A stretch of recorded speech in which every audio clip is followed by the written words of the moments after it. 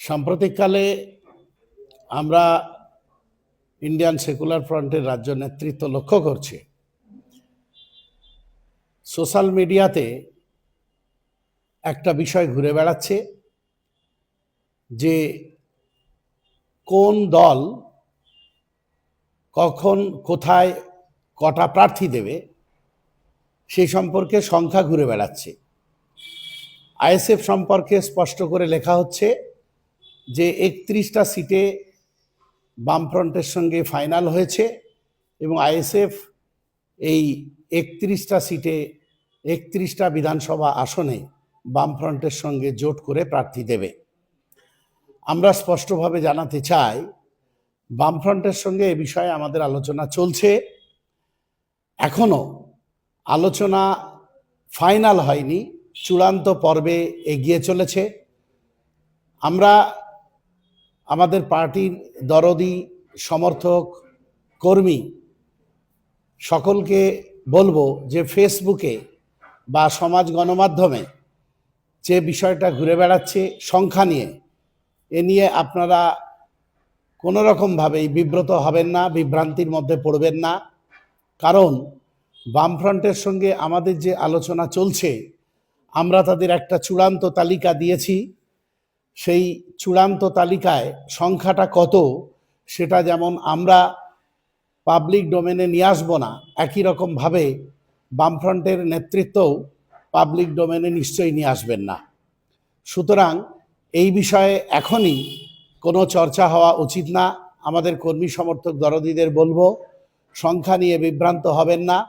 আপনাদের এটা আশ্বস্ত করছি যে বিগত 5 বছর পার্টি প্রতিষ্ঠার পর থেকে বিগত 5 বছর ধরে যেখানে আপনারা লড়াই করছেন, শক্তি সংগঠিত করতে পেরেছেন, সাংগঠনিক শক্তি আপনার যথেষ্ট সবল হয়েছে, মার খেয়েছেন, অত্যাচারিত হয়েছেন, ঘর ছাড়া হয়েছেন, এসবের মধ্য দিয়ে আপনারা যেভাবে সংগঠন গড়ে তুলতে পেরেছেন, সেই শক্তিশালী জায়গাগুলোতে যেখানে আমাদের সাংগঠনিক ভিত্তি জনসমর্থন যথেষ্ট মজবুত, সেই জায়গাগুলোতে অবশ্যই আমরা প্রার্থী দেব। এ বিষয়ে আপনাদের আমরা নিশ্চিত করছি, আপনারা কোনো রকম বিভ্রান্তির মধ্যে পা দেবেন না।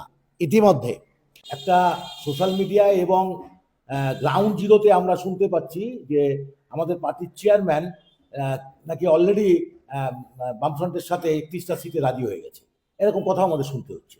কিন্তু আজকে আমরা রাজ্য কমিটির মিটিং থেকে চূড়ান্তভাবে আপনাদের জানাই, জোটের যে দায়বদ্ধতা যেমন আমাদেরও আছে, বামফ্রন্টেরও আছে, আপনার সেই দায়বদ্ধতা থেকেই মনে করি জোট প্রাসঙ্গিক, জোট হবে।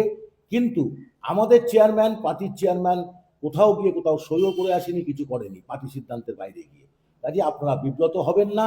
আমাদের যেখানে যেখানে শক্তি বেশি, স্ট্যাটিস্টিক্যালি নির্বাচনের পরিপ্রেক্ষিতে বিগত নির্বাচনের আঙ্গিকে সেই সব জায়গায় আমাদের প্রার্থী থাকবে।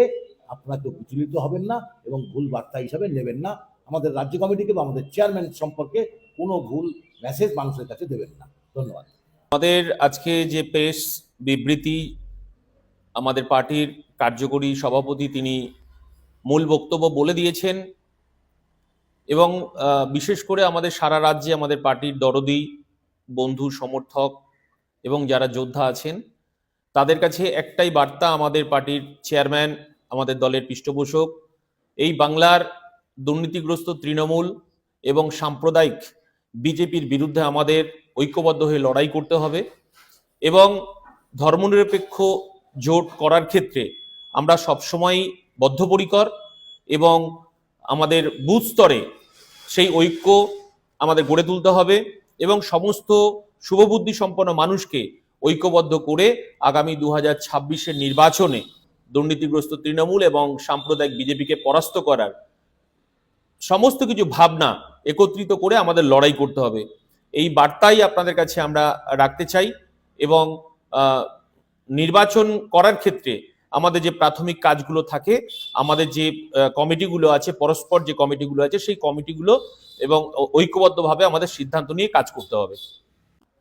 আমি বলবো আমাদের কর্মী সমর্থক নেতৃত্ব যারা আছেন, সমাজ মাধ্যমের বার্তায় আপনারা বিভ্রান্ত হবেন না। পার্টির নির্দেশিকার দিকে আপনারা খেয়াল রাখুন, পার্টির যে নির্দেশিকা যাবে সেটাই সঠিক। বাজারি গণমাধ্যমে যেটা যাচ্ছে সেটাতে আপনারা বিভ্রান্ত হবেন না।